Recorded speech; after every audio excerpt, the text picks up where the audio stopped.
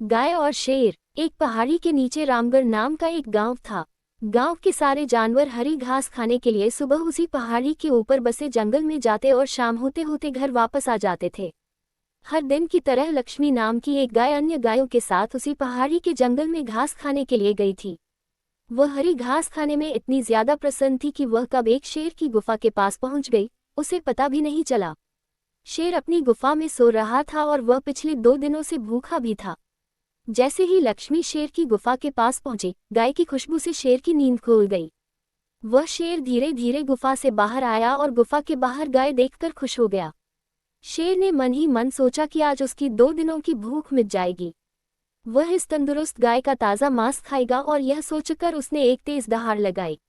लक्ष्मी शेर की दहाड़ सुनकर डर जाती है। जब वह अपने आसपास देखती है तो वहां दूर दूर तक उसको कोई भी दूसरी गाय नहीं दिखी।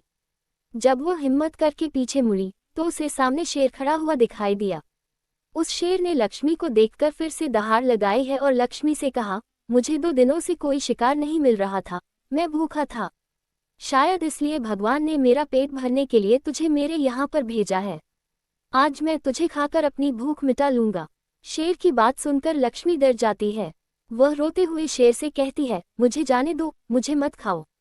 मेरा एक छोटा बच्चा है जो अभी सिर्फ मेरा ही दूध पीता है और उसे घास खाना अभी तक नहीं आया है। लक्ष्मी की बात सुनकर शेर हंसते हुए कहता है, तो क्या मैं अपने हाथ में आए शिकार को ऐसे ही जाने दूं? मैं तो आज तुझे खाकर अपनी 2 दिनों की भूख मिटाऊंगा। शेर के ऐसा कहने पर लक्ष्मी उसके सामने रोने लगी और विनती करते हुए कहती है कि आज मुझे जाने दो। मैं आज अपने बछड़े को आखिरी बार दूध पिला दूंगी और उसे बहुत सारा प्यारा करके कल सुबह होते ही तुम्हारे पास आ जाऊंगी।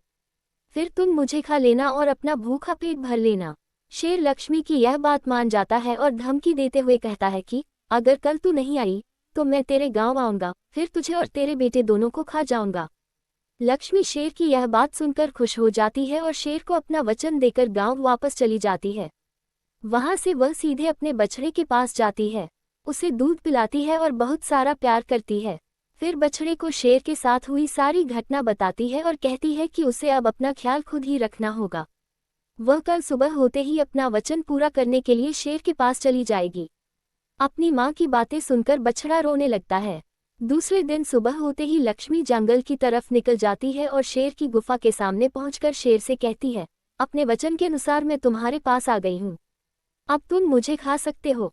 गाय की आवाज सुनकर शेर अपनी गुफा से बाहर निकलकर आता है और भगवान के अवतार में प्रकट होते हैं। वह लक्ष्मी से कहते हैं, मैं तो बस तुम्हारी परीक्षा ले रहा था। तुम अपने वचन की पक्की हो, मैं इससे बहुत प्रसन्न हुआ। तुम अब अपने घर और बछड़े के पास वापस जा सकती हो। इसके बाद वे उस गाय को गौमाता होने का वरदान भी देते हैं और उसी दिन के बाद से सभी गायों को गौमाता कहना शुरू कर देते हैं।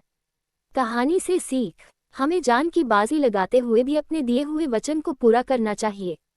यही हमारे दृढ़ व्यक्तित्व को दर्शाता है।